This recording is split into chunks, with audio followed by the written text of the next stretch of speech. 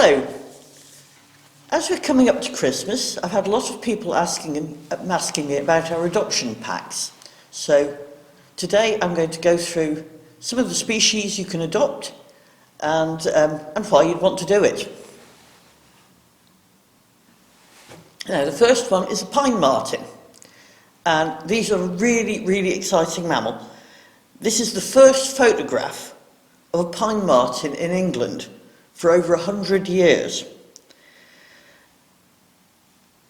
Reports have been coming in before that, but no concrete evidence.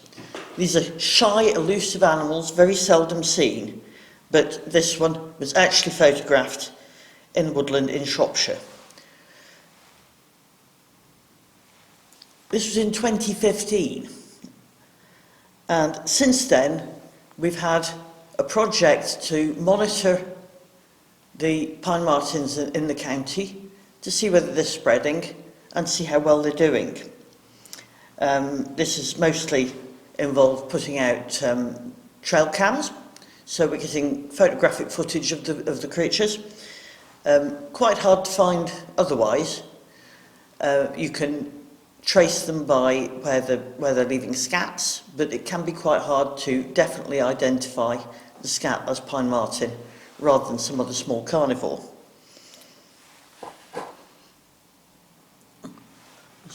Very attractive creatures. They're sort of a bit like a short-legged cat size, lovely furry tail, big furry tail, and this lovely creamy bib. The bibs act as a sort of fingerprint for the pine marten. You can tell which pine marten it is to the individual by the pattern on his bib. And these are some pine marten youngsters, pine marten kits.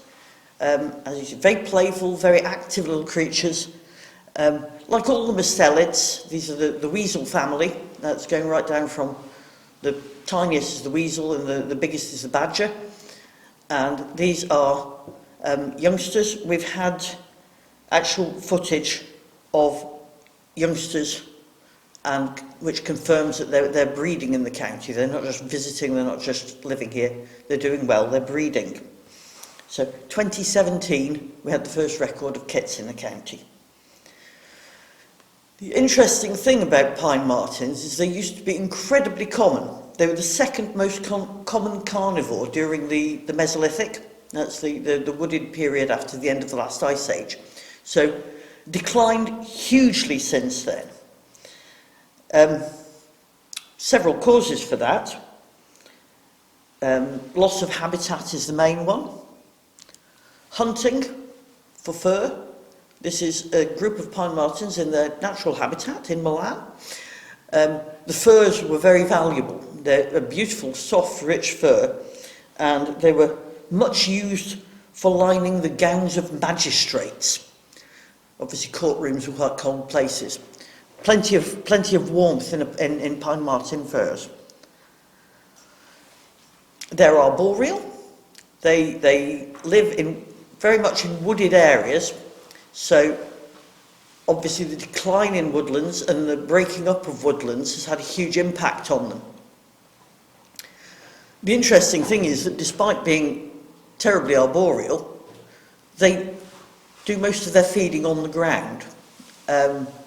So they eat a wide variety of things. They eat small mammals, they eat birds' eggs, they eat a lot of berries and fungus during the autumn. The nice thing about them feeding mainly on the ground is that in areas with grey squirrels, they do tend to eat the greys rather than the reds. Greys are bigger, obviously, so you've got more calories per squirrel, but also the red squirrels are much lighter, and they're running out onto the little thin branches at the end of the trees where the pine martens can't follow them. So they actually prefer to be on the ground, and foraging grey squirrels on the ground are easy prey for them. So it's one case of an endangered species helping us to control an incoming species, a non-native. So if they were scoffing all the red squirrels, it would be a bit of, you'd wonder which to preserve, really, wouldn't you? And absolutely a fabulous picture. They leap, they climb, very, very agile. Wonderful things to see. They will visit bird tables. Obviously, we're not in a position to have so many in the county yet that they're coming into our gardens, the bird tables, but up in Scotland, where places like Arden and Marten, where they have really good populations of them, they get used to coming to bird tables, and people put out food specially for them. They enjoy peanuts, very keen on a jam sandwich apparently. And it's one of the few occasions you'll see groups of them together. They're mostly quite solitary, or the mother with the young. They usually, the males and the females don't stay together for outside of the breeding period. But in places where there's good populations of them and people are putting out food for them, they've recorded whole families of them, usually all related, but quite a lot of pine martens coming to their bird tables. The collective term for pine martens is a richness. So this is one of the few occasions you can actually see a richness of pine martens. Pine marten scat, like I say, is a bit difficult to tell that it's definitely pine marten. Tends to be typically sort of mustelid shaped. It's sort of long and thin. Usually has a bit of fur in it if they've been eating small mammals. In autumn time, when they've been eating a lot of berries, it can be very obvious that that's what they've been eating. You see the red rowan berries in it and this sort of thing.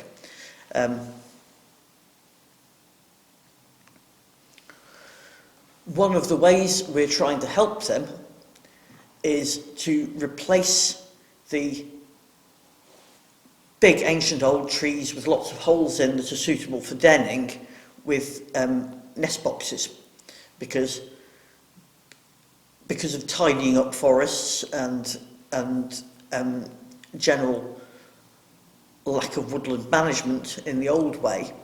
There aren't so many ancient trees that have holes of a suitable size for a pine marten to den in. So boxes are readily used,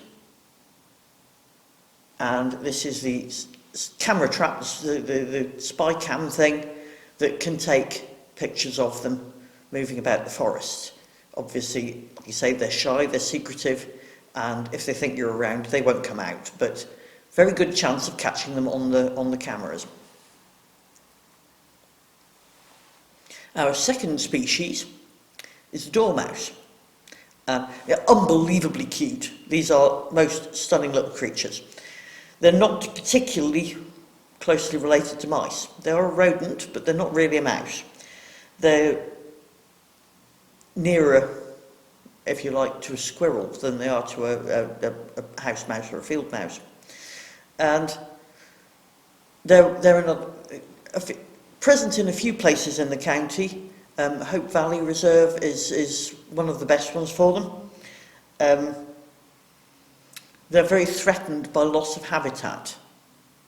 And again, like the pine martens, the disintegration of woodlands. They need quite big areas of woodland to forage, find their nesting materials, find their mates, this sort of thing. So they find it difficult to disperse outside of woodland areas. They prefer to travel in a wooded place. They don't like to run along the floor, they like to go through the branches. They will use hedges as runways, but fragmentation is very damaging to the populations, and you can end up with island populations of them that then lose the genetic diversity, and this is a threat to them when they need to adapt in some way. Very sweet, very furry, and there's lovely big eyes, but most of the time they're shut because they sleep an awful lot. They can hibernate for 7 months. Obviously, when they wake up, they have to spend the rest of the time in an absolute frenzy of activity because they have to fit in breeding and then fattening up for the next bout of hibernation. So when they're not asleep, they're extremely active. They need an area of woodland that has good understory, so it's got plenty of little fruit trees, plenty of honeysuckle, which they use to make their nests, and plenty of sort of three-dimensional space to move around in. Lovely gingery fur, furry tails, unlike a mouse, and they have feet that will go the other way. They can revolve them around 180 degrees so they can climb. Extremely arboreal, don't spend much time on the ground at all. They nest in the summer. Their breeding nests will be up in the branches, and in the winter this is the sort of area they like. This is coppice woodland, so it's a bit of a difficult thing because we tend to associate these habitats, creatures with habitats. It might be a mistake. Dormice actually, they're quite at home in a really good thick big hedge, but because of the way hedges are managed now, and of course we lost an awful lot of hedgerow since the last war, and really their habitat's been reduced to what we see as their typical habitat now, which is coppice woodland. But time was, dormice were a common thing. They lived in hedges as well. They were so common, children used to trade them in the playground. They kept them as pets. So at the moment, we're sort of coppicing woodland and trying to keep that habitat going, but it should be recognised that they will use other habitats. This is the summer nest, which is made largely out of the bark of honeysuckle, which is very flexible, and they make a lovely round nest that the youngsters will be born in. They don't breed like other mice. They may only have one brood a year, and it'll probably be 4 or 5 young rather than 8 or 9. So they're quite slow breeders. It's another reason they are more prone to decline rapidly. And the winter nest is at ground level. So they make a different nest to hibernate in. They make a snug nest at ground level. But even so, even though they've made the nice nest and they've absolutely stuffed themselves on nuts through the autumn, and berries and things like this, up to 50% of them die in hibernation, either because they haven't eaten enough, or extreme cold, or extreme damp, or the ground level nest gets found by a badger or something like that. So, not terribly good survivors, it has to be said.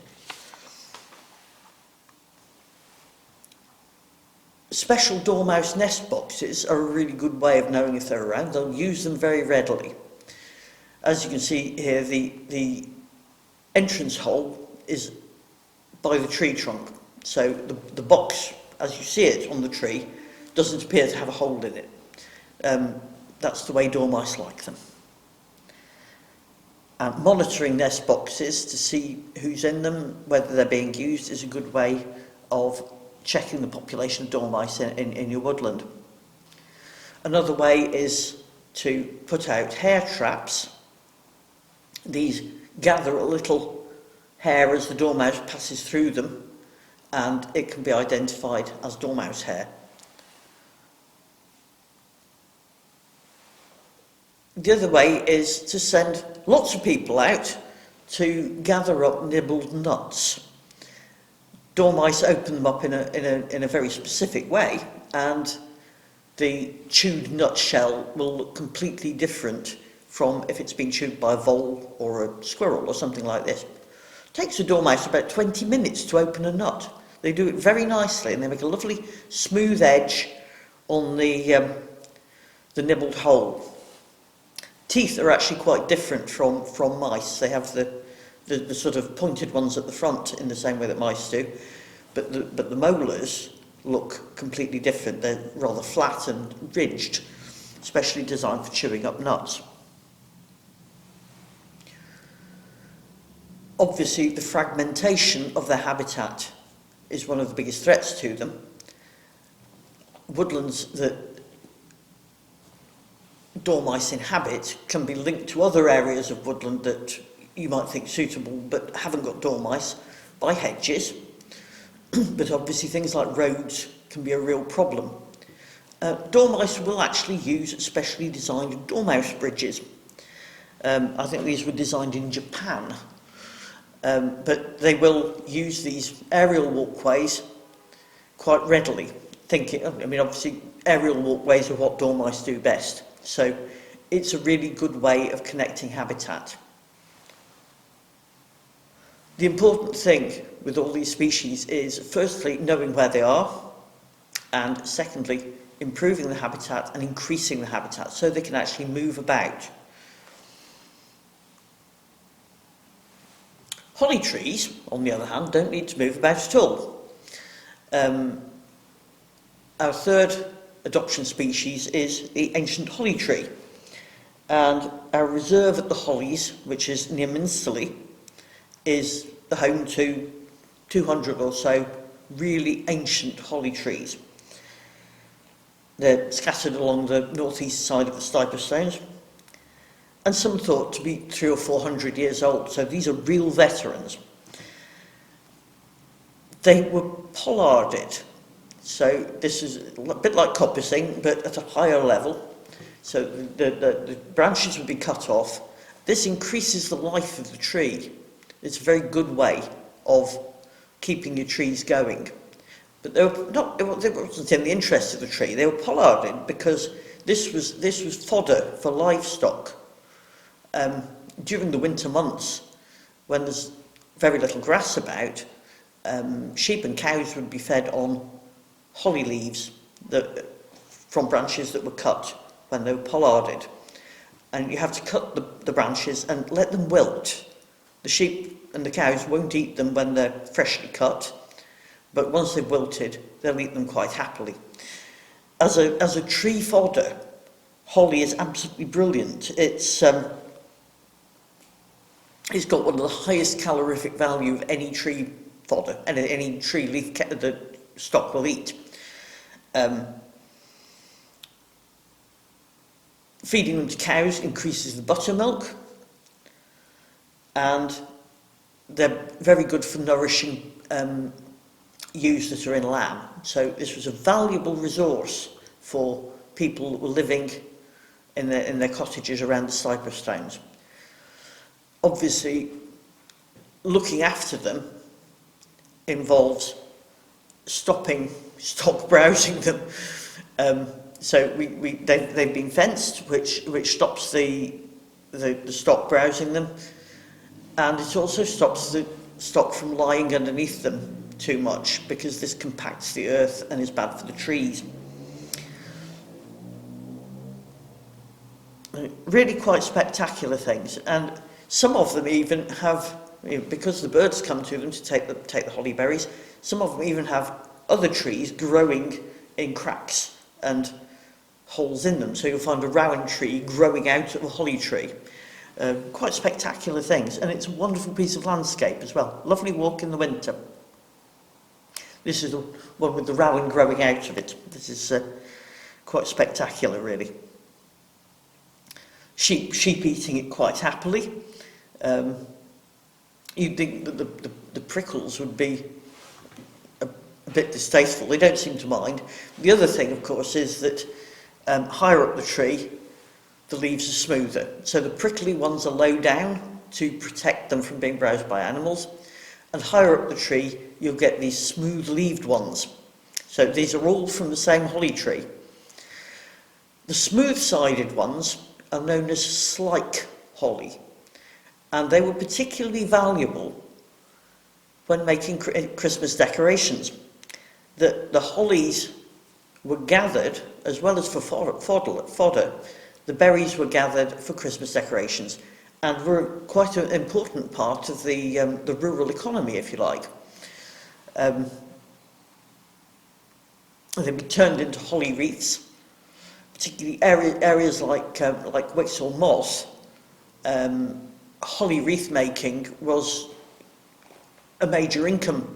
The whole family was involved. Children as young as 5 were helping, and they were gathering the sphagnum moss from the mosses and local holly berries to decorate them, and these were exported all over the country. In Shropshire, there's a tradition that a piece of holly from your Christmas decorations should be kept and dried, and then used to light the fire to cook the pancakes on Shrove Tuesday. So any of you that still can manage to cook their pancakes on an open fire, have a go at it. See if it does bring good luck. Obviously, the holly tree is valuable to other species as well as people. Holly blues use it as where they lay their eggs and for the caterpillars to feed for one of their breeding episodes. The other one involves ivy. So this was associated with holly trees. And of course the birds love the berries. Holly berries ripen not all at the same time. They have a toxin in them when they're underripe, so they don't get eaten before the seeds are ready. And then as they ripen, they do it a few at a time, so that the birds have to keep coming back, and this helps the dispersal of the trees. But thrushes particularly, redwings, these are the migratory thrushes, redwings and fieldfares, and blackbirds absolutely love them. And missel thrushes particularly will defend a holly tree. I've actually been battered by missel thrushes when I was trying to cut holly berries to make decorations. They go, that's ours, nobody else allowed, and they'll drive everybody off.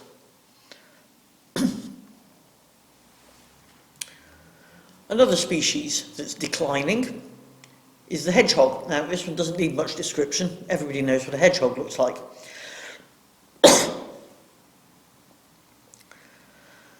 They've been declining in Britain, declining in Europe even, at the same rate as tigers are in the wild. But they tend to be a little invisible.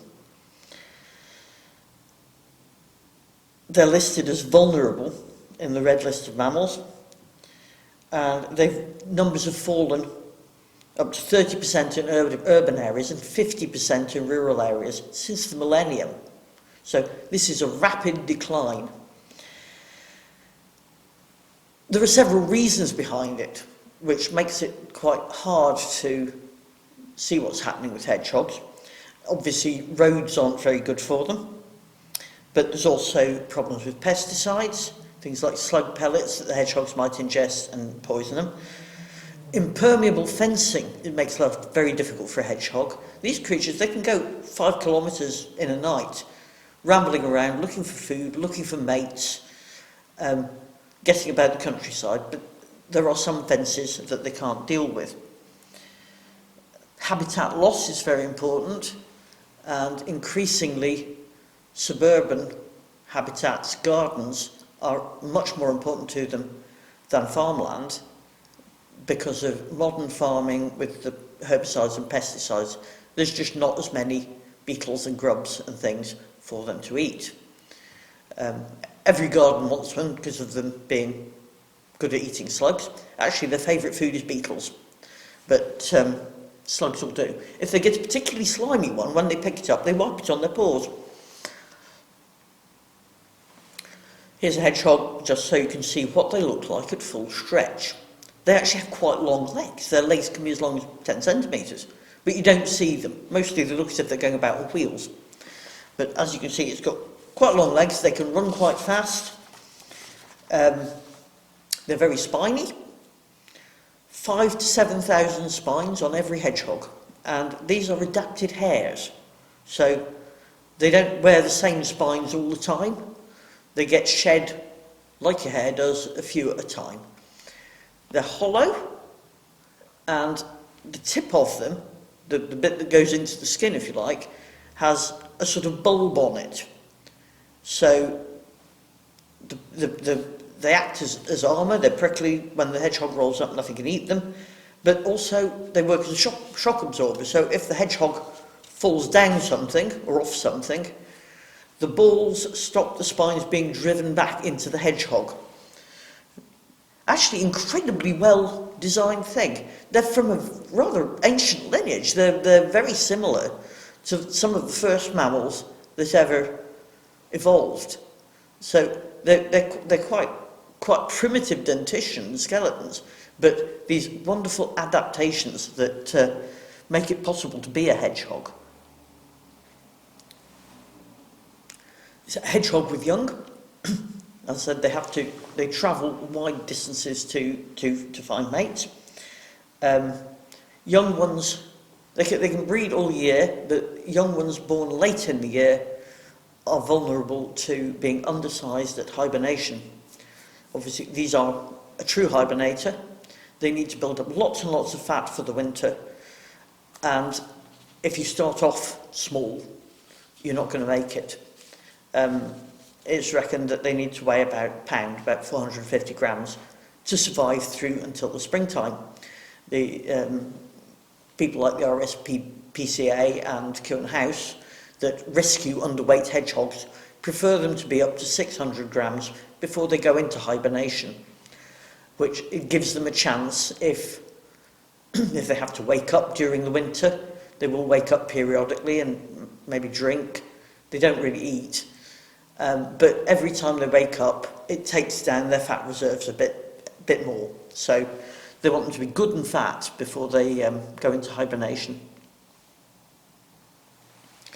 If you haven't seen a hedgehog in your garden, one good way of knowing if they're around is to look out for the droppings. It's a hedgehog dropping.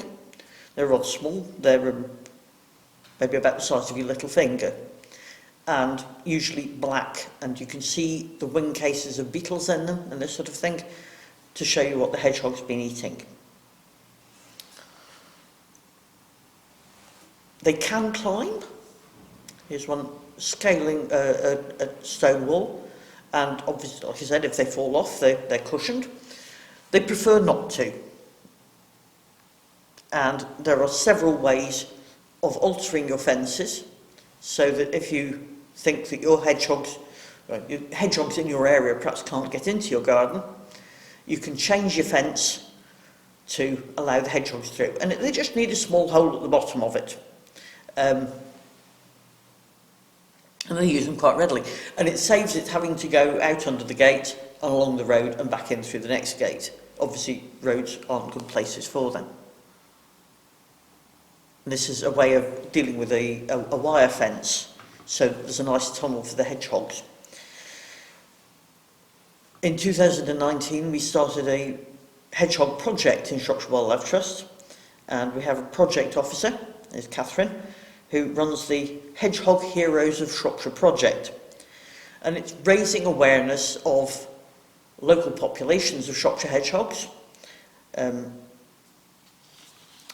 delivering projects to manage gardens and spaces for the benefit of them, and to monitor where they are and how the population is going. So it's a really active local community involvement project to keep the hedgehogs going strong, particularly in these garden areas that are being increasingly important to them. A lot of people put out food for them. Bread and milk was always the traditional thing, but it's not the best thing for them, really. They're not very good at digesting milk. So you can either buy special hedgehog food, or it comes in dry or wet, or you can put out meat-based cat food, and they'll eat that quite readily. The interesting thing is when we put out footprint tunnels to monitor whether they've been in the garden or not, the favourite bait for them is those tinned Frankfurter sausages cut up into bits. They absolutely love them.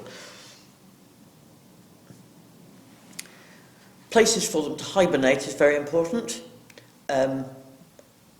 Obviously, if they haven't got somewhere warm and dry, they're not going to survive. So a nice heap of sticks and leaves will do, or you can get a purpose-built hedgehog house or build your own.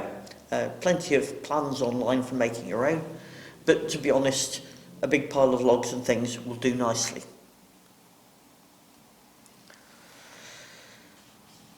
Our next species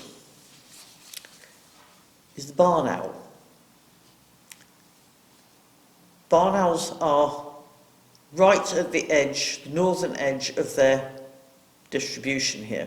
And they go right down into Africa. They're a widespread bird, but they've evolved for a much warmer and drier climate than we have here, which means that very damp, cold weather in the winter can be extremely hard on them. Mortality peaks in December, January, February. Damp is particularly bad. They're poorly insulated, and consequently they need lots more food in the winter when it's at its most difficult to hunt. So they have a bit of a hard time. In 1987, they were at their lowest ebb. They were down to about 4,500 breeding pairs in Britain, declined by 70% since 1932. They're on the increase. Now there's estimated to be 12,000 breeding pairs in the UK, but they still need all the help they can get.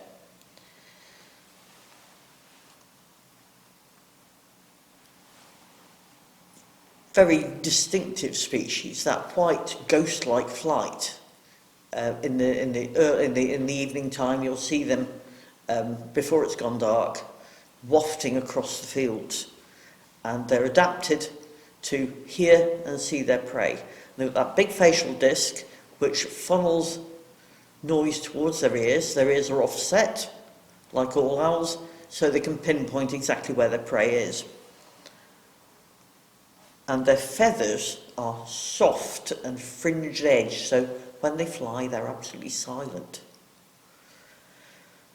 It's not so that the mice don't hear them coming. Of course, that helps. But it's so they can hear the mice. And they've got that ghost-like, soft, silent flight and an eldritch screech.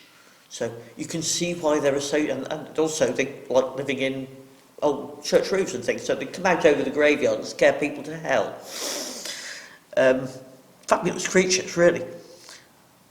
The soft down feather is quite remarkable.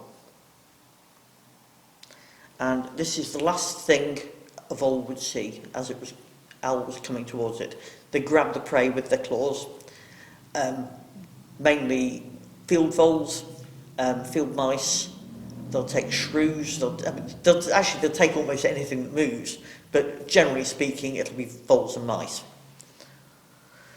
And with modern farming, because there's a lot less grain lying around, there's a lot less weed seeds, this sort of thing. So the habitat for the voles and mice isn't so good, and consequently it's not so good for the owls either. Some of their the contents of the owl's lunchbox. The young ones will only survive if there's really good crops of voles and mice for them. Generally they'll hatch maybe 4 or 5 nestlings, only some of which will survive, according to the amount of prey available. So they're one of these species that the eggs are brooded as soon as they're laid, so the youngest chick is going to be an awful lot smaller than the oldest one. And unfortunately, if there isn't enough food, the youngest one will become dinner. It's a way of making sure that at least you produce 1 or 2 good fat ones rather than 3 or 4 runty ones, so they get a good start. Obviously, they're another one that needs good nest sites. In the east of England, they use tree holes a lot. They need big trees with a good-sized hole in them. In the west of the country, they like to nest in old buildings, and they're very much associated with farm buildings. An opening used to be left in barns during construction that was the owl door, and the farmers wanted to have owls around because, of course, they're preying on the mice and the rats and things around the farmyard that could be causing a problem. They could be, they're tainting the food for the cattle, they're destroying the corn, so an owl is a good thing to have on a farm. It's a bit like having, it's as good as having a cat. They these barns because, in a way, it suited them fine because in bad weather they could hunt inside. There'd be plenty of mice about, and saves them going out and getting wet and chilled and perishing. Of course, barn conversions and things don't allow them much chance of staying. So it'd been a great drive really to put up owl nest boxes, which has helped them recover their breeding population. So either indoor ones, like this one here, the Shropshire Barn Owl Group put up lots and lots of these, also big ones in trees. They're quite interesting. So this one's a triangle, and they also put up ones that look a bit like a rabbit hutch in a tree. The funny thing about owls is that the pair of them won't roost in the same box. So mum owl, if you like, will be sitting on the brooding the young, and dad owl likes to have somewhere he can roost that he can see the nest, but he's not actually in it. So if you're putting up one, it's a good idea to pop up another one, just so that the father owl's got somewhere to go as well. Quite often they get populated by jackdaws and squirrels instead, but if you've got owls around, it's always a good idea to put one up, especially if you think something's happened, perhaps, that's taken away a nest site that you know about. So if it used to be a really good barn down the road and it's fallen down, or somebody's turned it into a holiday cottage, put up a box, because it might be the chance for the owl to continue breeding in the same area. Otherwise it'll have to move away. They don't like that. They do prefer to, they have a lifetime living in exactly the same, it's not really a territory, but a range. So they don't want to move away. So if you see something like that happening, it's always a good idea. I mean, if you don't want to do it, you haven't got somewhere to do it yourself, let Shropshire Barn Owl Group or Shropshire Wildlife Trust know, and we'll try and do something about it. This is the consequence of not having enough small mammals in the fields. The owls are hunting down verges. They get dragged into the slipstream of lorries and these sort of things, and killed by it. So what we need to do is make sure the habitat's right for them. It's like all these things really, you're not preserving the species, you're preserving the habitat. Rough grassland, meadows, anywhere that small mammals can proliferate, and that'll give the barn owls a really good chance. And our last species, and new species as an adoption one, is the bilberry bumblebee, which is an absolutely charming creature. They've got this really big red bulb. Really, really lovely thing. All bumblebees are in problem. We've got 19 different species in the UK, and they're all declining. It's habitat loss is the main problem. We've lost 2 species to extinction since 1940, and bilberry bumblebees are a declining localised species.